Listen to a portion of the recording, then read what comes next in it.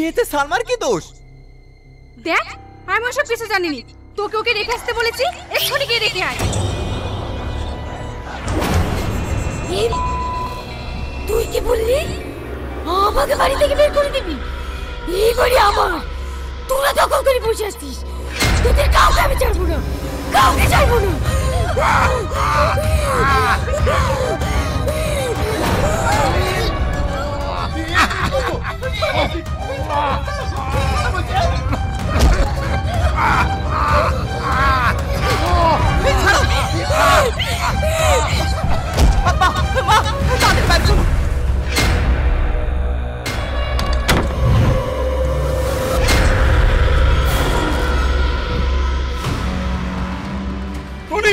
Tony, তুই না থাকো না আমাদের মেরে ফেলতো। তুই তাড়াতাড়ি এই পথ থেকে বাড়ি থেকে তাড়া, আর না এবারে কাউকে বাঁচতে দেবে না, তোকেও না। কি এমন তোল বলছো আব্বা? ওসব আত্মহত্যা বলে কিছু হয় না। সালমান নার্ভের সমস্যা আছে, সেই কারণে মনে হয় ওইরকম আচরণ করছে। কর্তাবাবু, আমাদের সেই পুরনো বাড়িতে একটা মেয়ে চুল করে নিয়ে বেড়াচ্ছে। কাছে গিয়ে দেখি আমাদের সেই নতুন বৌমা। এসব তুমি কি বলছো যতীন কাকা? এটা কিভাবে সম্ভব? সালমান তো ঘরে আছে। আমি সত্যি বলছি ছোট বাবু, আমি নিজের চোখে দেখে আসলুম। তোমরা সব পাগল হয়ে গেছো। সালমা ঘরে আছে, আসো আমার সঙ্গে। সালমা,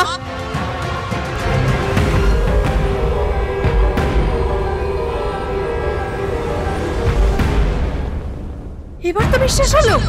আমি তোকে বলিনি সালমা কোনো সাধারণ মেয়ে না, ওর মধ্যে অশুভত্ব আছে। কিন্তু মা। কোনো কিন্তু না, হ্যাঁ গো, তুমি এর কিছু একটা ব্যবস্থা করো। ঠিক আছে, আমি দেখছি।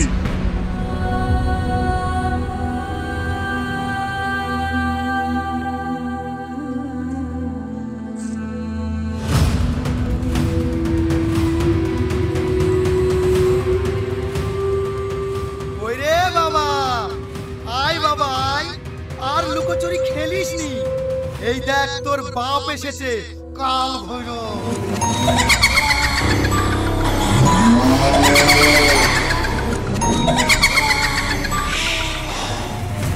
বাবা, আমাদের খুব ভয় লাগছে। তোদের কোনো ভয় নেই, আমি আছি তো। আয় বাবা আয়, আমাকে দেখা দে।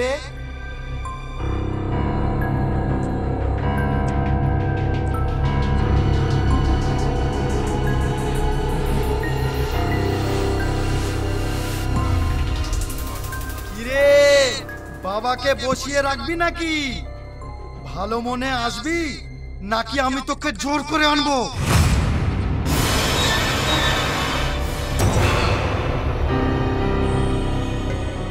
ওই সালমা। দাঁড়া, ও এখন তোর সালমা নয়, বস।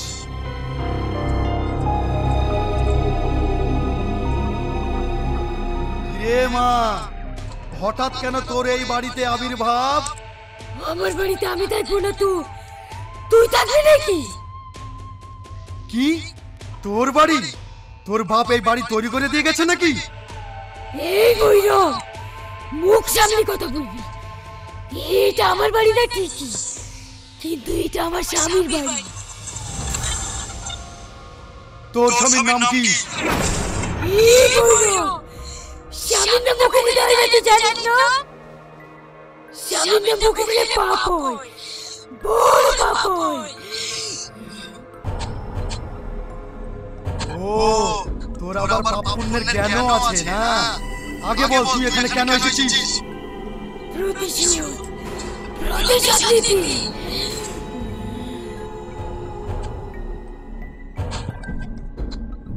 প্রতিশোধ নিবি? আমি তোকে সাহায্য করব, বল কিসের প্রতিশোধ নিবি? সাহায্য করবি তো? হ্যাঁ হ্যাঁ, সত্যি যদি তোর প্রতি অন্যায় হয় তাহলে আমি সাহায্য করব। তাহলে শোন।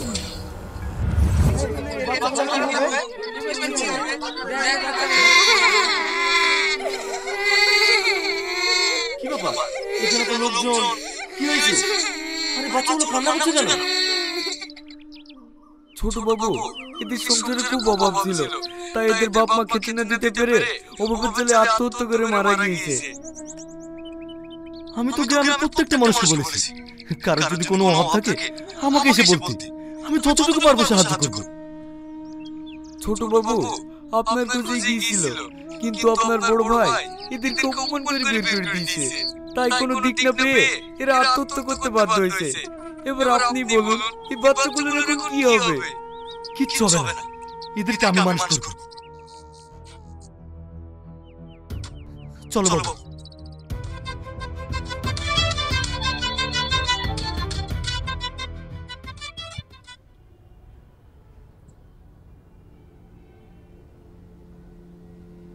সমাজ, তুই কাদেরকে বাড়িতে নিয়ে এসেছিস?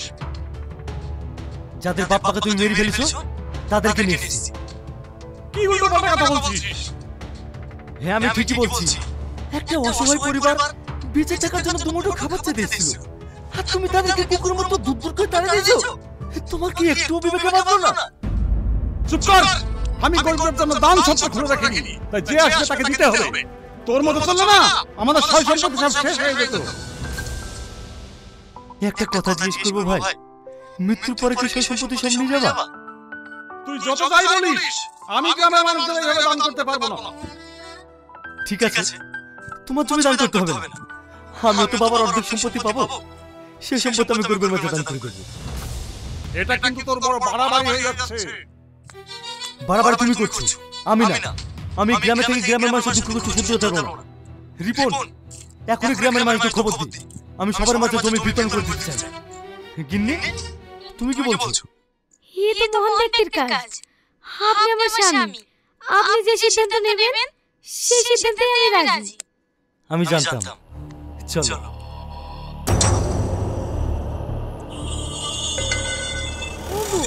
এবার কি হবে? তোমার ছোট ভাই যদি সব জমি গরিবদের মধ্যে বিলিয়ে দেয়, তাহলে তো আমাদের অনেক ক্ষতি হয়ে যাবে। এত সহজে সম্পত্তি আমি নষ্ট হতে দেব না। এই সম্পত্তির জন্য যত নিচে নামতে হয় আমি নামবো, কিন্তু এই সম্পত্তি আমি হাতছাড়া করব না।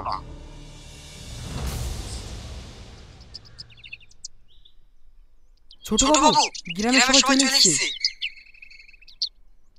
আপনারা সবাই জানেন আমার কোনো উত্তরসূরি নেই, তাই আমার সয় সম্পত্তি আপনাদের মাঝে বিলিয়ে দিতে চাই। কাল দুপুরবেলায় আপনারা সবাই আমার বাড়িতে চলে আসবেন, আমি আপনাদের পাট্টা দিয়ে দেব।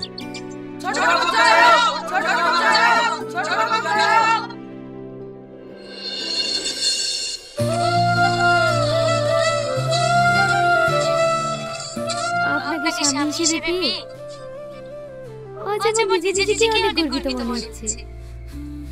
আজ হঠাৎ এই কথা বলছো কেন?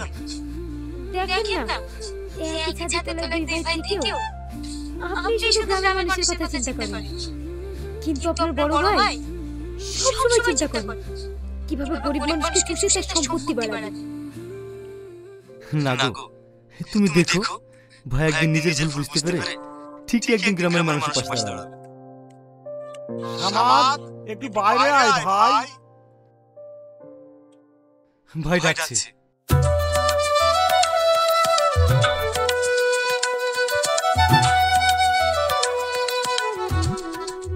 কিছু বলবো ভাই? হ্যাঁ, আজ আমার খুব আনন্দ হচ্ছে। আমি বড় ভাই হয়ে যা করতে পারিনি, তুই ছোট ভাই হয়ে তাই করছিস।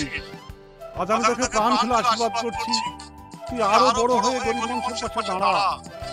আজকের পর থেকে তোর মতো আমিও গরিব মানুষের পাশে দাঁড়াবো। দেখো, এত বড় একটা মহৎ কাজ করতে যাচ্ছো, একটু শরবত খেয়ে যাও। নাও।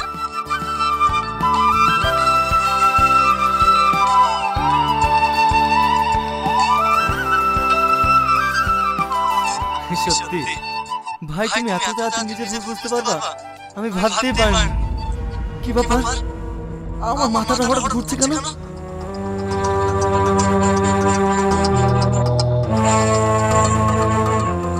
ভাই,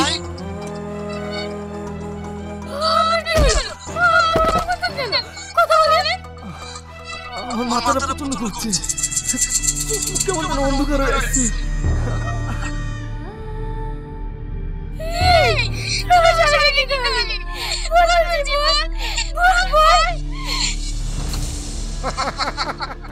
তোরা কি করে ভাবলি ওই সয় সম্পদ সব গরিব মানুষের দিয়ে দিবি, আর আমি জানলে দেখবো না, কখনো না।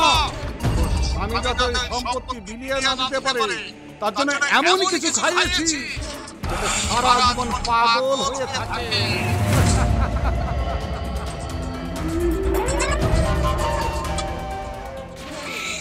এত বেঈমান!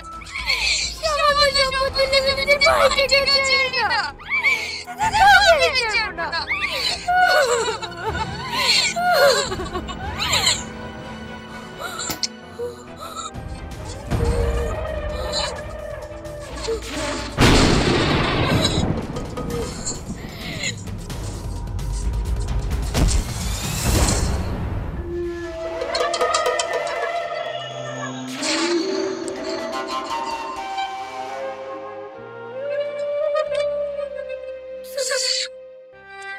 কাউকে ছাড়বো না।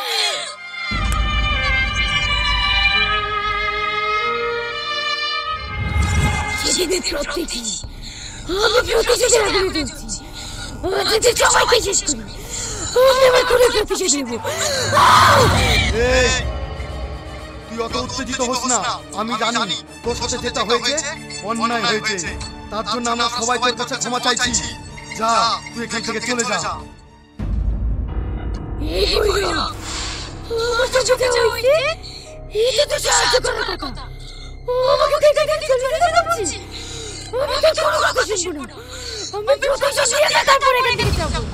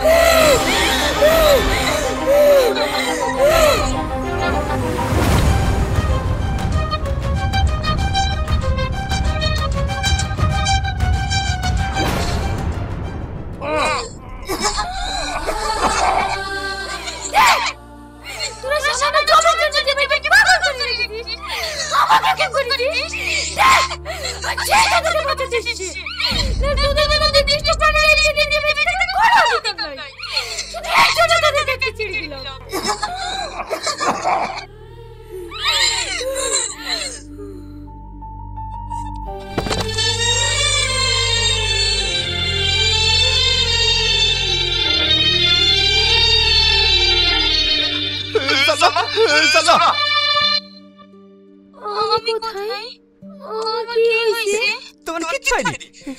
চলো বাড়ি চলো।